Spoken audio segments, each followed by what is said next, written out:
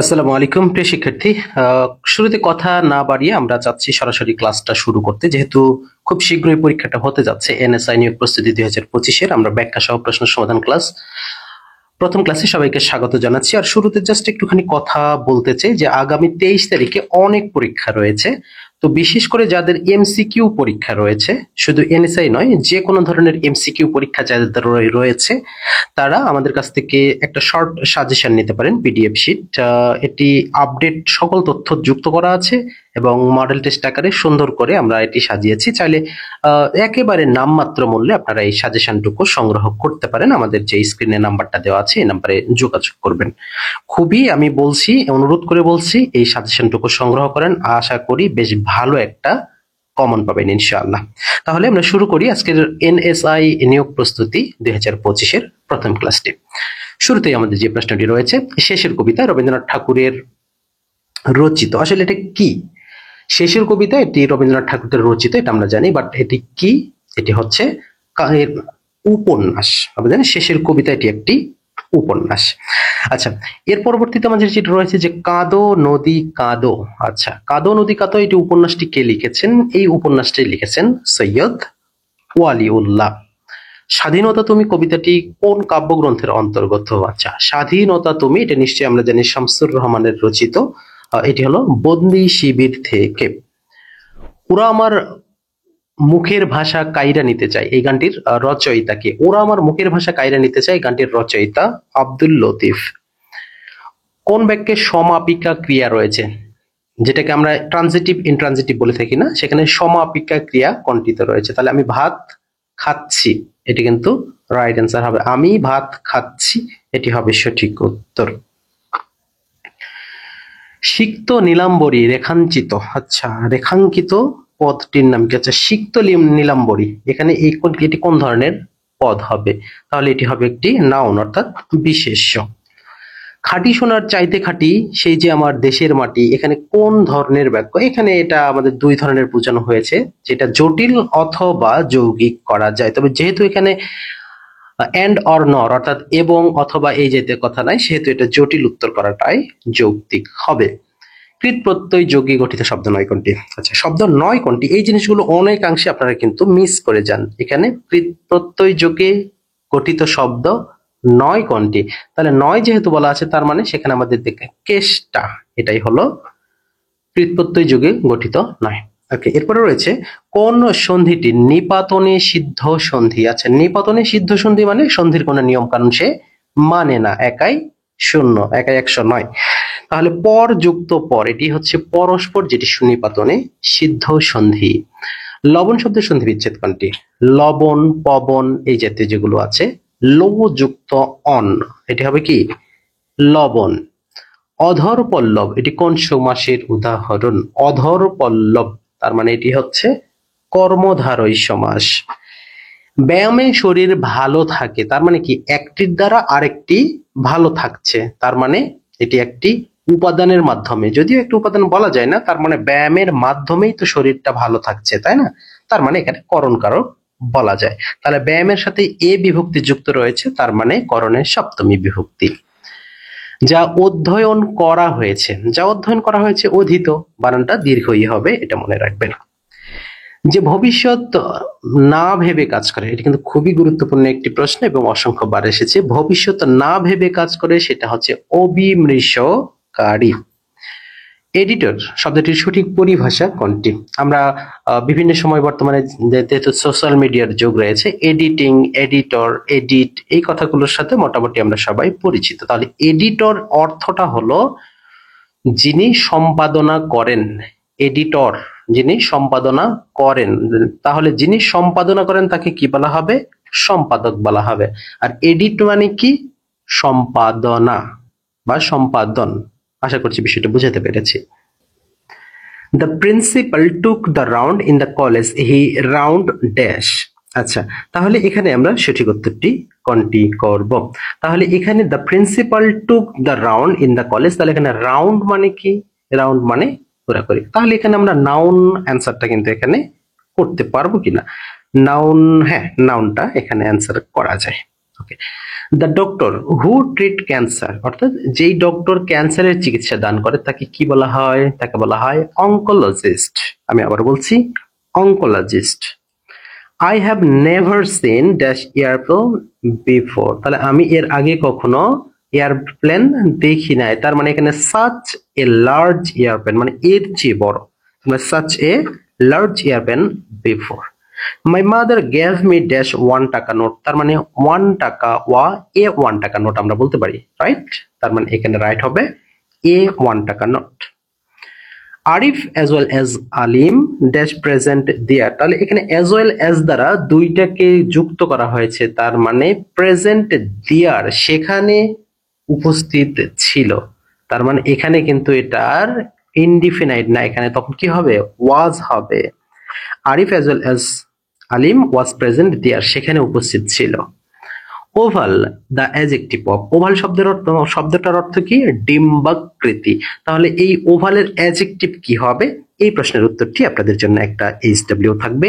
আপনারা কে কোথায় থেকে যুক্ত আছেন প্রিয় শিক্ষার্থী, আপনার নাম এবং ঠিকানা সহ প্লিজ আমাদের কমেন্ট সেকশনে জানাতে ভুলবেন না। আমাদের গতকালের ক্লাসে অর্থাৎ বিগত ক্লাসে যে সকল গুরুত্বপূর্ণ কমেন্ট এসেছে তাদের মধ্যে সিজু লিখেছেন অনেক ভালো ক্লাস করান স্যার, আপনাকে অসংখ্য ধন্যবাদ।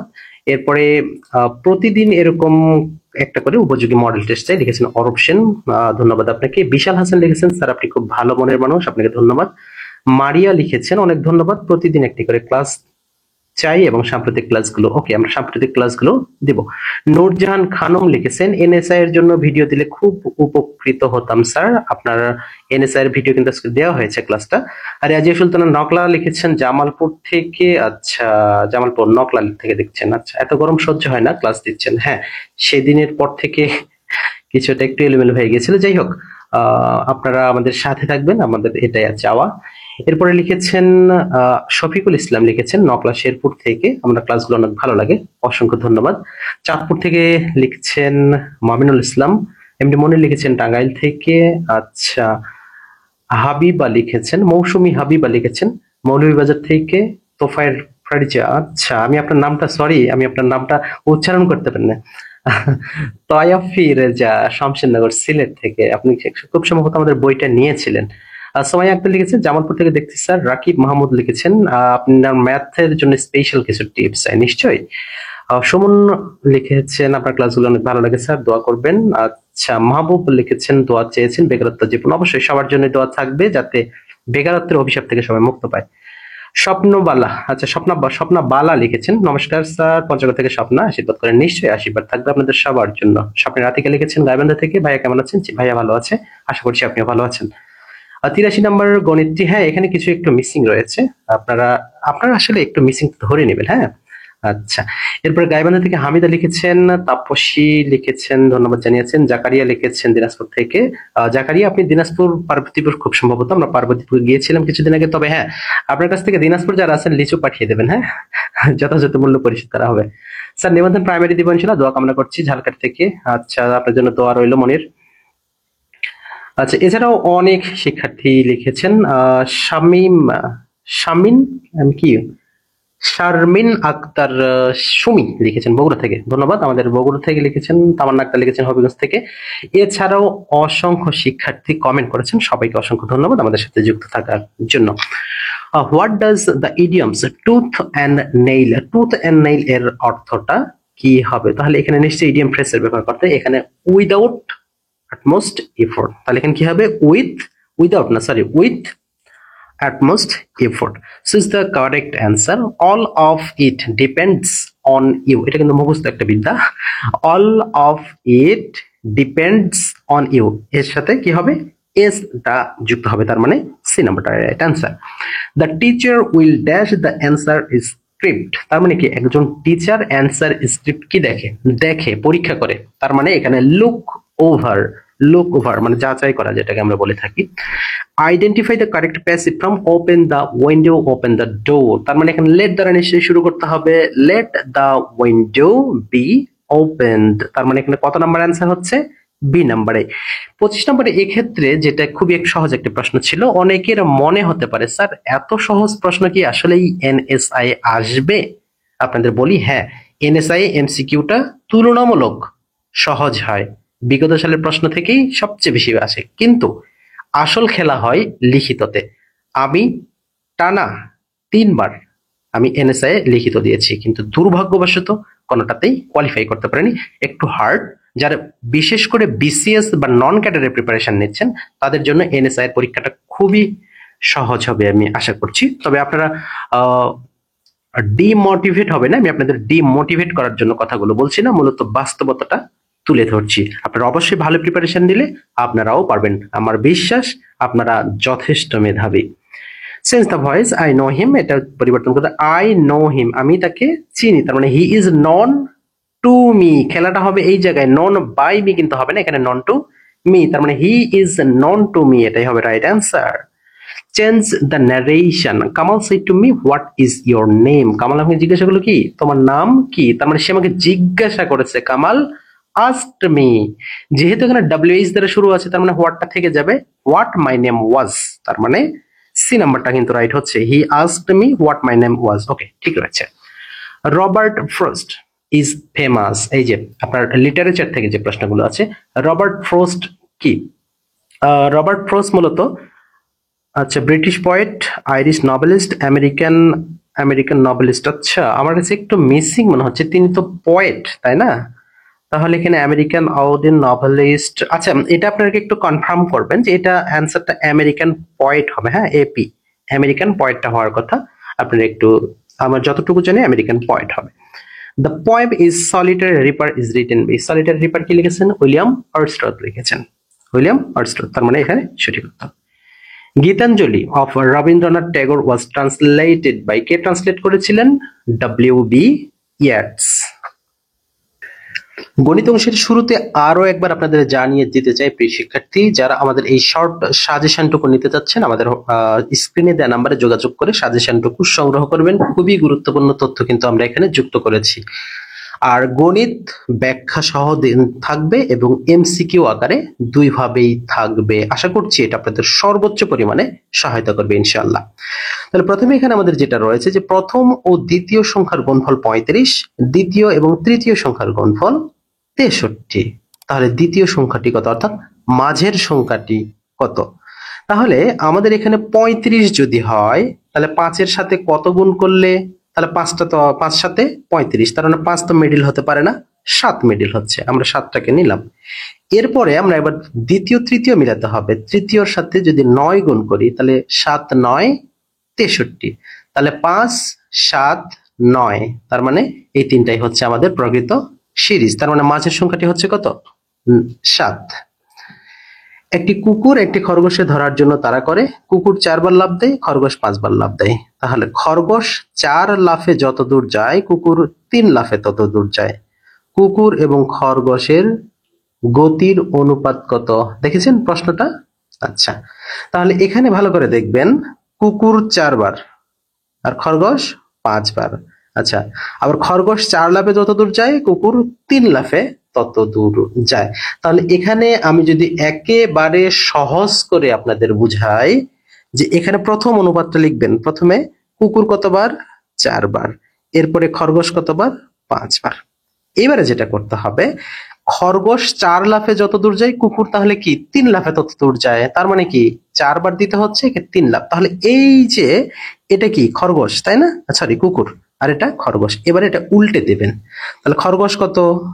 4 লাফে, এই 4 লাফে যত দূর এটা 3 লাফ, তাহলে এর সাথে 4 গুণ করবেন, এর সাথে 3 গুণ করবেন, মানে পরেরটা অর্থাৎ এই যে 4 আর 3 এটা উল্টে দিতে হবে। তাহলে 4 এ 4 এ 16, 3 5 এ 15।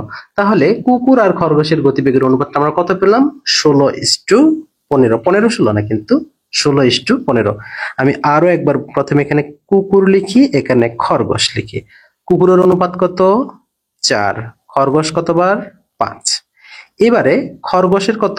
4, বাট খরগোশের সাথে 4 লেখা যাবে না, কারণ এখানে কুকুরেরটার সাথে গুণ করতে হবে, এটা এই হলো কথা। ওকে, পরবর্তী প্রশ্ন। একটি যৌথ ব্যবসায়ে রহিম করিম সাকিব যথাক্রমে 20,000 30,000 এবং 40,000 টাকা নিয়ে ব্যবসা শুরু করলো। খুব ভালো কথা। মুনাফার হার শতকরা 30 অর্থাৎ 30% হলে 1 বছর পর সাকিবের লাভ কত হবে? তাহলে সাকিব কত টাকা বিনিয়োগ করেছে? 1 2 3 40,000 টাকা। তাহলে 40,000-এর 30% কত? এটাই 3 × 4 = 12,000, অর্থাৎ 12,000 টাকা সে লাভ পাবে। আশা করছি বুঝাতে পেরেছি বিষয়টা। ওকে, এরপরে যেটা আমাদের আছে, একটি স্কুলে ছাত্রদের 8, 10, 12 সারিতে সাজানো যায়, আবার বর্গাকারেও সাজানো যায়। ওই স্কুলে কমপক্ষে মানে ন্যূনতম কতজন ছাত্র রয়েছে? তাহলে এখানে এই জাতীয় অঙ্ক করতে আপনাদের যেটা করতে হবে, প্রথমে 8, 10, 12 এটাকে লসাগু করতে হবে। 2, 4, 5, 6। আবার আমরা যদি এখানে 2 দিয়ে করি, 2, 5, 3, আর কি যাবে? এবার এখন যেটা করবো, আমরা জোড়া জোড়া করবো। 2 × 2 এক জোড়া হলো। এবারে 2 × 5 × 3, এগুলো কিন্তু জোড়া ছাড়া। তাহলে এখন আমাদের জোড়া বানাতে হবে। তাহলে জোড়া বানাতে গেলে কি করতে হবে? 2 × 2 একটা, এখানে 2 × 2, 5 × 5, 3 × 3। এই যে আমাদের এভাবে জোড়া করতে হবে। তাহলে এখানে কত? 4, এখানে 4, এখানে 25, এখানে 9। তাহলে এই যে এই জিনিসগুলো আমাদের 4 × 4 = 16, 4 × 4 = 16, 4 × 9 = 36, আর আমাদের এখানে 25 গুণ করতে হবে। তাহলে আমরা অ্যান্সারটা এখানে পেয়ে যাব। তাহলে 16, তাই তো হচ্ছে 16 × 25, এর সাথে আমরা গুণ করব কত? আরো 9 গুণ করব। তাহলে 4 × 9 = 36 হচ্ছে 36, তার মানে দুটো শূন্য পারবে। তার মানে 3,600। তার মানে এই স্কুলগুলোতে কমপক্ষে 3600 জন ছাত্র রয়েছে। এটা হচ্ছে ক্যালকুলেশন। আর খুব সহজে টেকনিক্যালি যদি করতে চান, আমাদের এই যে 4টি অপশনের মধ্যে কোন সংখ্যাটাকে বর্গ করা যায়, রাইট? শূন্যগুলো বাদ দেন, 36 কে 6 × 6 = 36। এটাই হচ্ছে technique. 12 feet by 9 feet carpet দিয়ে একটি রুমের 60%, মানে 60% যদি মেঝে ঢাকলে মেঝের পূর্ণ ক্ষেত্রফল কত? তাহলে 60% সমান 108। 9 বারাং 108, 9 12, 9 বারাং, এটা ছোটবেলা থেকে শিখছি, তাই না? আচ্ছা আচ্ছা, মেঝের পূর্ণ ক্ষেত্রফল তাহলে কত হবে? তাহলে 9 12 108 যদি হয়, সেটা 60%। তাহলে 60% সমান যদি 108 হয়, 100% সমান কত? এটাই হবে আসল কথা। তাহলে এটা আমরা সহজে করব কিভাবে, যে 60% সমান কত? 108। তাহলে 1% সমান কত হবে? 60 দ্বারা ভাগ যাবে, আর 100% হলে কত? 100 দ্বারা গুণ হবে। তার মানে এটা যদি আমরা কাটি, তাহলে 180 কিন্তু খুব সহজেই হয়ে যাচ্ছে। কারণ এই শূন্য কেটে দিলাম, 6 দিয়ে 108 কে কাটলে হবে 18, গুণন 10, 180। একটি ত্রিভুজের ক্ষেত্রফল 264 মিটার, ভূমি 22 মিটার হলে উচ্চতা কত? আচ্ছা, তাহলে এখানে আমাদের জানতে হবে ত্রিভুজ ক্ষেত্রের ক্ষেত্রফল সমান কি লিখতে পারি আমরা? ভূমি গুণ উচ্চতা ভাগ 2, তাই না? আচ্ছা, তাহলে প্রথমে আমাদের 264-কে কি করতে হবে? 2 দ্বারা ভাগ করতে হবে। তাহলে 2 দ্বারা ভাগ করলে কত হবে? অর্ধেক হবে, তার মানে 132 হবে। এই 132-কে এবার আমরা 22 দ্বারা ভাগ করব। তাহলে 22 দ্বারা ভাগ করলে আমরা যেটা পাবো সেটা অ্যান্সার, সেটা হলো, আচ্ছা আমাদের চেয়েছে কি? উচ্চতা, তাই তো? আচ্ছা, তাহলে 264-কে আমরা 22 দ্বারা যদি ভাগ করি, তাহলে হবে আমাদের কত? 12 মিটার। বাট অ্যান্সার কি আমরা 12 করতে পারবো? না, 12 করতে পারবো না। তার সাথে ওই যে হাফের ওই 2টা গুণ করতে হবে, তার মানে 12 × 2 = 24 মিটার হবে রাইট অ্যান্সার। x³ ইকুয়াল 0.001, আচ্ছা 001 হলে x² এর মান কত হবে? আচ্ছা, এখানে আমাদের এই জিনিসটা একটু এইভাবে লিখতে হবে, আপনারা একটু দেখবেন, আমরা বিস্তারিত করে দিচ্ছি। যেমন x³ ইকুয়াল টু 0.001, তাহলে বিষয়টা হবে কি, এটা এইভাবে হবে, x³ ইকুয়াল টু 1000, তাই হলো না? তাহলে x³ যদি 1000 হয়, তাহলে x² 100। এটা বিভিন্ন ফরম্যাটে আপনি করতে পারবেন, যে যেভাবে বোঝে। আমি নরমালি আমার স্টুডেন্টকে কিভাবে বোঝাই, এক্স এর উপরে আমরা কিউব পাইছি, এখানে 1-এর পরে 3টা শূন্য পাইছি, এখানে এখন x² মান, তাহলে 2 স্কয়ার আছে, এখানে একটা শূন্য কমায় দাও, 2টা শূন্য। এভাবে আপনি যেভাবে যান অ্যান্সারটা একই আসবে। তার মানে এখানে অ্যান্সারটা আমরা কত পাবো? জাস্ট 100 পাবো। নিচের কোনটি অন্যদের চেয়ে আলাদা? এটা কিন্তু মানসিক দক্ষতার মতো একটা অঙ্ক, কারণ বিসিএস টাইপের প্রশ্ন কিন্তু এনএসআই এসে থাকে। নিচের কোনটি অন্যদের চেয়ে আলাদা? Tokyo, London, Chile, Paris. কারণ প্যারিস, লন্ডন, টোকিও এগুলো হচ্ছে বিভিন্ন শহর বা রাজধানী শহর, যেটাই বলি, বাট চিলিটা কি একটা দেশ। নিচের চিত্রে মোট কয়টি ত্রিভুজ আছে? আচ্ছা, আমাদের চিত্রটা এখানে ত্রিভুজটা মিসিং রয়েছে, তাহলে এখানে আপনাদের এই জাতীয় থাকতে পারে, যেমন এটা কয়টি ত্রিভুজ আছে? একটা। এবারে যদি দিই তাহলে কয়টা হলো? তিনটা হয়ে গেল। আবার যদি এইরকম করে একটা দিই, এইরকম একটা করে দিই, এভাবে চিত্রগুলো কিন্তু আসবে। যদিও আমি সেভাবে দিচ্ছি না, জাস্ট আপনাদের বোঝানোর জন্য বললাম, এইরকম মানসিক দক্ষতা থেকে পড়ে নেবেন। ডিসি, ডিই, এফ ই, তারপরে question mark, H G H I, এই সিকোয়েন্সের পরবর্তী অংশ কি হবে? আচ্ছা, এর পরবর্তী অংশ বলতে এখানে আমাদের বোঝাতে হবে এই কোশ্চেন মার্কে কি হবে। তাহলে আমরা প্রথম একটু দেখবো ডি ডি, তার এফ এফ, তার মানে এফ প্রথমে হবে, এটা নিশ্চিত। কারণ কি, প্রথমটা দেখবেন DD, F F, H H, প্রথমটা কিন্তু ডাবল হচ্ছে, তার মানে প্রথমটাই যদি এফ হয় তাহলে এফ যুক্ত আমাদের আছে শুধু গ নাম্বার, এফ জি, এটাই আনসার। কিভাবে হলো? এবারে যোগ দেখবেন DC, DE, F E, F G, কারণ এই যে এই এফ এর পরে জি হবে, এইচ জি আছে না, এভাবে। তার মানে এফ যুক্ত একটা থাকার কারণে আমরা একটাই নিলাম। এরপর বঙ্গবন্ধু শেখ মুজিবুর রহমানের আত্মজীবনীমূলক গ্রন্থের নাম কি? যদিও এটা বর্তমানে কিছুটা গুরুত্ব হারিয়েছে, তার মানে তবুও জানতে হবে অসমাপ্ত আত্মজীবনী। আমি হিমালয় দেখিনি, আমি শেখ মুজিবকে দেখেছি। কে বলেছিলেন? এটি বলেছিলেন ফিদেল ক্যাস্ট্রো। যেহেতু এগুলো পরীক্ষায় এসেছিল বিগত সালের এনএসআই পরীক্ষায় তৎকালীন সময়, তাই এগুলো কিন্তু জানাটা জরুরি কিছুটা হলেও, বর্তমানে নয়। শহীদ বুদ্ধিজীবী দিবস কবে? এটি আপনারা জানেন, 14ই ডিসেম্বর বুদ্ধিজীবী দিবস পালন করা হয়। বাংলাদেশের রাজধানী হিসেবে সোনারগাঁওয়ের গোড়াপত্তন করেছিলেন কে? সোনারগাঁয়ের গোড়াপত্তন করেছিলেন ঈশা খাঁ। অবিভক্ত বাংলার শেষ মুখ্যমন্ত্রী কে ছিলেন? খুবই গুরুত্বপূর্ণ প্রশ্ন এটি, হোসেন শহীদ সোহরাওয়ার্দী। এটা বর্তমান সময়ের জন্য গুরুত্বপূর্ণ প্রশ্ন। মুজিবনগর দিবস পালন করা হয় কবে? যেহেতু অনেক কয়েকটা, প্রায় 8টা দিবস কিন্তু বাতিল করা হয়েছে, সুতরাং এই দিবসগুলো একটু বুঝে শুনে পড়বেন। তারামন বিবি কে ছিলেন? তারামন বিবি ছিলেন একজন বিশিষ্ট মুক্তিযোদ্ধা। বাংলাদেশের একমাত্র প্রবাল দ্বীপ কোনটি? বাংলাদেশের প্রবাল দ্বীপ বলতে আমরা একটাই বুঝি, সেটা হচ্ছে সেন্ট মার্টিন। পৃথিবীর বৃহত্তম ম্যানগ্রোভ অরণ্যের নাম কি? বৃহত্তম ম্যানগ্রোভ অরণ্য যদি বলা হয় তাহলে হবে সুন্দরবন। কোথায়? এখানে। আচ্ছা, এখানে কিছু প্রশ্ন আছে। পৃথিবীর বৃহত্তম বদ্বীপ কোনটি? বলতে পারবেন? পৃথিবীর বৃহত্তম বদ্বীপ হবে বাংলাদেশ, আর বাংলাদেশের সবচেয়ে বড় বদ্বীপ হবে সুন্দরবন। আচ্ছা, বাংলাদেশের সংবিধান প্রণীত হয় কবে? সংবিধান প্রণীত হয় 1972 সালে। কেন্দ্রীয় শহীদ মিনারের স্থপতি? কেন্দ্রীয় শহীদ মিনারের স্থপতি হামিদুর রহমান। এই যে বেসিক থেকে যে প্রশ্নগুলো, এই প্রশ্নগুলো আপনাকে অবশ্যই জানতে হবে, কারণ প্রশ্নগুলো হয় এখান থেকেই। সিরডাপ এর পূর্ণরূপ কি? আপনি সিরডাপ এর পরিবর্তে বর্তমানে আপনি এনডিবি পড়তে পারেন, ন্যাটো পড়তে পারেন, জাতিসংঘের বেশ কয়েকটা সংস্থা রয়েছে, ইউএনএইচআরসি এই জাতীয় আছে, এগুলো একটু পড়ে নিতে পারেন। তাহলে সিরডাপ যেটা হবে সেটা কি? Centre on integrated rural development for Asia and the Pacific, তার মানে ক নাম্বারটাই ঠিক আছে। 2024 সালে প্রথম নারী হিসেবে কে চন্দ্রাভিযানে যাবেন? যেহেতু এটা আগের পরীক্ষার প্রশ্ন, তাই যাবেন কথাটা লেখা আছে, তাহলে এখানে ক্রিস্টিনা কোচ। ক্রিস্টিনা কোচ, ওকে। সম্প্রতি ফিলিস্তিনপন্থী বিক্ষোভ মোকাবেলায় ইসরায়েল কোন বাহিনী গঠন করেন? আচ্ছা, এটা তৎকালীন সাম্প্রতিক প্রশ্ন, তবে এটা আমাদের বর্তমানে পড়ার প্রয়োজন নাই। তবে এখানে যেটা পড়ার প্রয়োজন আছে যে হামাস বা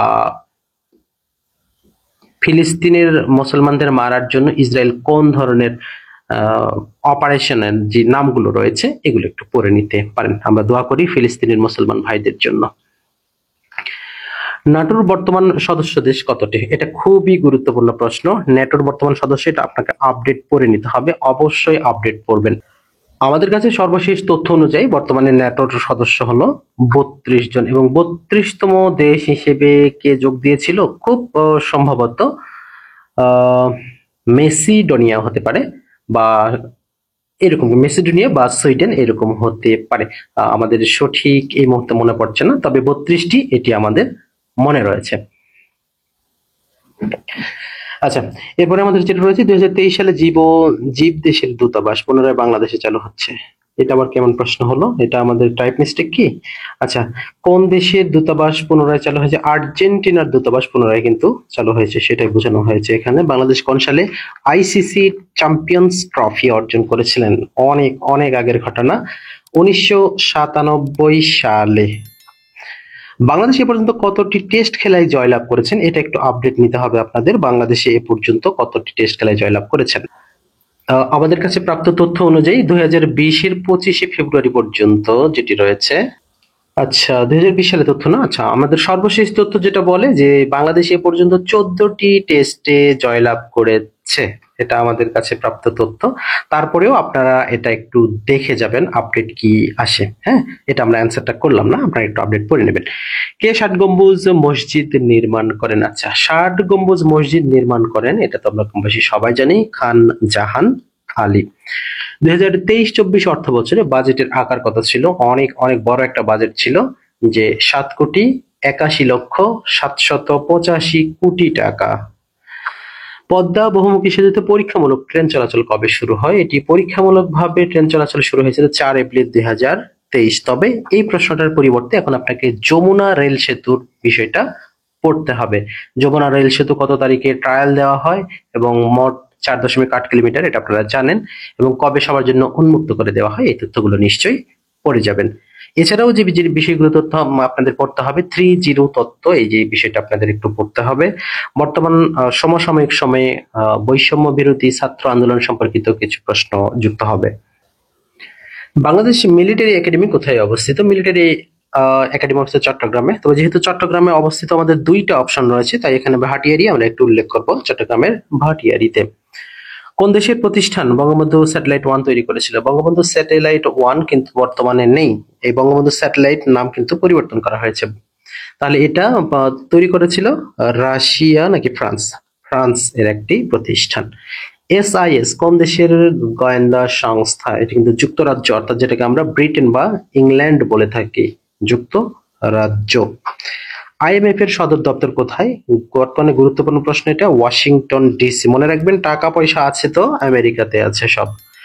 14তম সাব ফুটবল প্রতিযোগিতা কোথায় অনুষ্ঠিত হবে? তৎকালীন সাম্প্রতিক প্রশ্ন ছিল যে কোথায় অনুষ্ঠিত হবে, এটা ভারতে অনুষ্ঠিত হয়েছিল। 1971 সালে দ্য কনসার্ট ফর বাংলাদেশ কোথায় অনুষ্ঠিত হয়েছিল? কনসার্ট ফর বাংলাদেশ হয়েছিল নিউ ইয়র্কের ম্যাডিসন স্কয়ারে। বিজ্ঞানে 2বার নোবেল পুরস্কার অর্জন করেছিলেন, বিজ্ঞানে দুইবার পেয়েছিলেন, তিনি হচ্ছেন মাদাম কুরি। হ্যাঁ, এবং একসাথে পেয়েছিলেন মেরি কুরি এবং মাদাম কুরি। প্রাকৃতিক গ্যাসের মূল উপাদান কি? ওকে, গুরুত্বপূর্ণ প্রশ্ন। প্রাকৃতিক গ্যাসের মূল উপাদানটাই হচ্ছে বা প্রধান উপাদানটা হচ্ছে মিথেন। ক্ষুদ্রতম জলজ উদ্ভিদ কোনটি? আমাদের এখানে যে সকল দেওয়া রয়েছে তার মধ্যে সেটি হচ্ছে ওলফিয়া আর হিজা। এগুলো তো বৈজ্ঞানিক ভাষার শব্দ, আমরা তো সায়েন্স ব্যাকগ্রাউন্ডে ছিলাম না, তাই উচ্চারণটা একটুখানি অন্যরকম হয়ে যেতে পারে। I am sorry for that. নিচের কোনটি বাংলাদেশে হোয়াইট গোল্ড নামে পরিচিত? বাংলাদেশে হোয়াইট গোল্ড নামে পরিচিত সেটা হচ্ছে চিংড়ি মাছ। এবারে কথা হচ্ছে, চিংড়ি মাছ কোন চিংড়ি? গলদা চিংড়ি নাকি কোন চিংড়ি? যেহেতু আমাদের চিংড়ি একটাই রয়েছে, সেটা হচ্ছে গলদা চিংড়ি। ভূমিকম্প নির্ণায়ক যন্ত্র কোনটি বলা হয়? ভূমিকম্প নির্ণায়ক যন্ত্র সেটা হচ্ছে সিসমোগ্রাফ। আর যদি স্কেল বলা হয় তাহলে হবে রিক্টার স্কেল। মৌলিক পদার্থের ক্ষুদ্রতম কণা যা রাসায়নিক প্রক্রিয়ায় বা রাসায়নিক বিক্রিয়ায় অংশগ্রহণ করেন সেটাকে কি বলা হয়? এটা সায়েন্স ফিকশন একটা প্রশ্ন, এই প্রশ্নের উত্তরটি আপনাদের জন্য একটা HW থাকছে। অ্যান্সার আমি বলে দিচ্ছি, অণু অথবা পরমাণু, এই দুটোর মধ্যে একটা হবে, বাট কোনটা হবে আমাদের কমেন্ট সেকশনে জানানোর জন্য আন্তরিকভাবে অনুরোধ করছি। আলোর গতি প্রতি সেকেন্ডে কত কিলোমিটার? প্রতি সেকেন্ডে 1,86,000 কিলোমিটার। ভিটামিন সি এটি একটি অ্যাসিড, এর রাসায়নিক নাম কি? যেহেতু এটি অ্যাসিড তাহলে বলা হয় অ্যাসকর্বিক অ্যাসিড। হীরা অন্ধকারে চকচক করে, এর কারণটা কি? কারণ এর কারণ হচ্ছে এর উচ্চ প্রতিসরাঙ্কের কারণে পূর্ণ অভ্যন্তরীণ আলোর প্রতিফলন ঘটে, অর্থাৎ খ নাম্বারটি। আইসিটি থেকে রয়েছে জিপিএস এর পূর্ণরূপ কি? জিপিএস আইসিটি থেকে যেটি রয়েছে global positioning system. Global positioning system, এখানে র্যাম রয়েছে, র্যান্ডম অ্যাক্সেস মেমোরি, যেটা আমাদের ক নম্বরে রয়েছে। ল্যান রয়েছে, লোকাল এরিয়া নেটওয়ার্ক। আমরা আবার বলছি লোকাল এরিয়া নেটওয়ার্ক, তার মানে আমাদের সর্বশেষটা হবে। এবং সর্বশেষ ওয়াইফাই যেটি রয়েছে ওয়্যারলেস ফাইডেলিটি, অর্থাৎ ঘ নাম্বার। প্রিয় শিক্ষার্থী, এই যে পূর্ণ রূপগুলো রয়েছে, বা আমরা জাস্ট বিগত সালের কোন একটা কোশ্চেনটা আমরা আজকে সলভ করে দিলাম, যাতে আপনারা অন্তত এতটুকু বুঝতে পারেন যে বিগত সালে কোন প্যাটার্ন ধরে কোশ্চেন করা হয়েছে। প্রিয় শিক্ষার্থী, আপনারা যে যেখান থেকে এতক্ষণ ধৈর্য সহকারে আমাদের ক্লাসে যুক্ত ছিলেন সবাইকে অসংখ্য ধন্যবাদ ও মোবারকবাদ জানিয়ে শেষ করছি আমাদের আজকের এই ক্লাসটি। শেষ মুহূর্তে আরো একবার জানাতে চাই, যারা আগামী 23 তারিখে অনুষ্ঠিত এনএসআই সহ যে কোনো ধরনের এমসিকিউ পরীক্ষা প্রস্তুতি নিচ্ছেন তাদের জন্য স্পেশাল একটি শর্ট সাজেশন তৈরি করা হয়েছে। আপনারা চাইলে আমাদের হোয়াটসঅ্যাপে যোগাযোগ করে আমাদের এই শর্ট সাজেশনটুকু কিন্তু সংগ্রহ করতে পারেন। আর সংগ্রহ করতে আমাদের জাস্ট এই হোয়াটসঅ্যাপ নাম্বারে যোগাযোগ করবেন 01753972054। আশা করছি আমাদের এই আপডেট তথ্য সম্বলিত এবং অত্যন্ত গুরুত্বপূর্ণ প্রশ্ন সম্বলিত পিডিএফ শিটটি আপনাদের যথেষ্ট উপকারে আসবে ইনশাআল্লাহ। প্রিয় শিক্ষার্থী, আপনাদের সবার সফলতা কামনা করে শেষ করছি আমাদের আজকের ক্লাসটি। দেখা হচ্ছে আগামীকাল আরো একটি গুরুত্বপূর্ণ ক্লাসে। সে পর্যন্ত আল্লাহ পাক আপনাদের সবাইকে অনেক ভালো রাখুন, সুস্থ রাখুন। আল্লাহ হাফেজ।